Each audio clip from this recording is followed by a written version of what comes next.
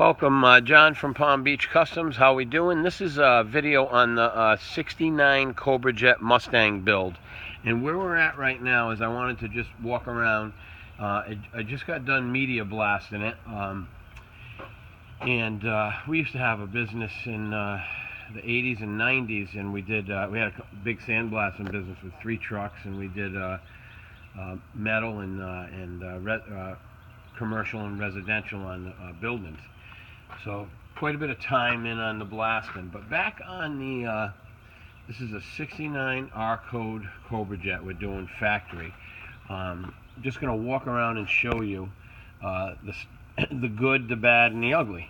The good thing on this car is the rockers are really tight. The front cowl is tight. Usually you'll find a bunch of rust in there. The frame rails are really nice, okay? We will be doing a front aprons.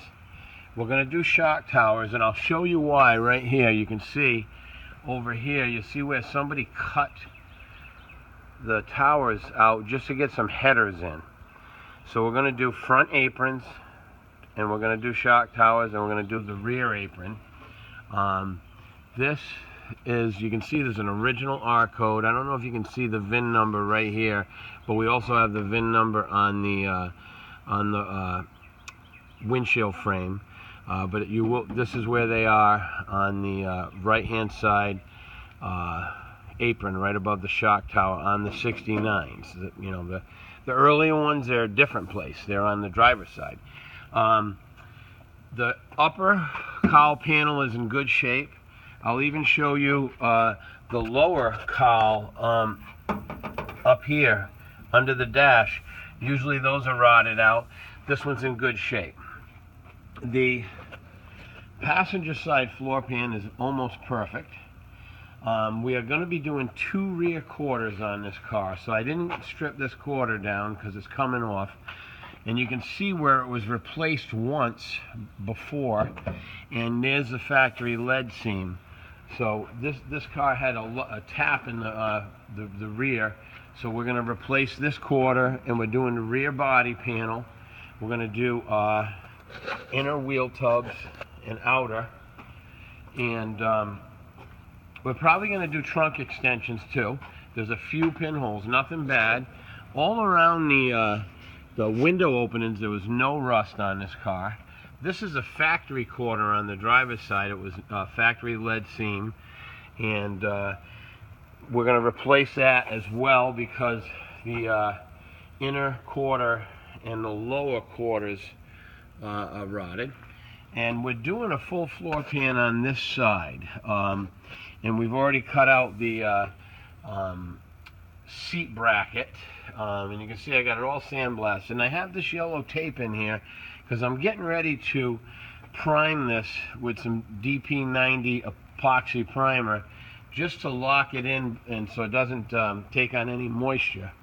And coming around this side, we've got the cowl panel all decent. The front the front torque box and frame rail is nice.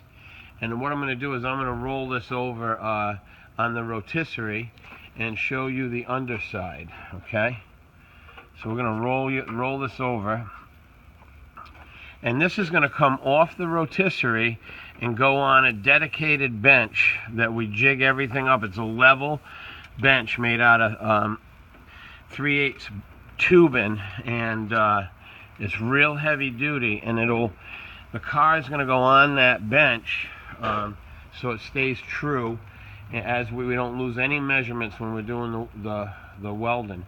But here's the underneath of the car. You can see the frame rails are tight, really nice. Everything's all sandblasted. Even the rear frame rails are really clean and no rust. So it's ironic how that left side, driver's side, must have had a leak on the door rubber or something, and the carpet got wet. You can see the piece we're going to remove. But all the shock towers, and this is a true R code, so it has that shock tower in the back here. Now, once we do all the metal work, we'll probably re-blast a little bit, and with some DuPont SandBlast and then reprime the final time. I'm just going to seal it up so it doesn't take on any moisture.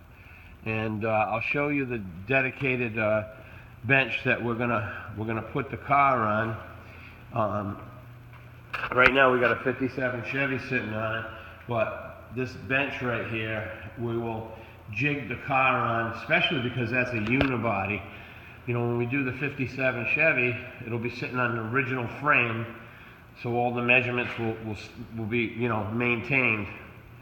But that's it. Quick little video on the Cobra jet, and we'll take some more pictures, and we're going to continue. You'll see a lot of posts. You can look for some more posts on the website. Cobra Jet 69 build. Okay? Make it a great day. John from Palm Beach Customs.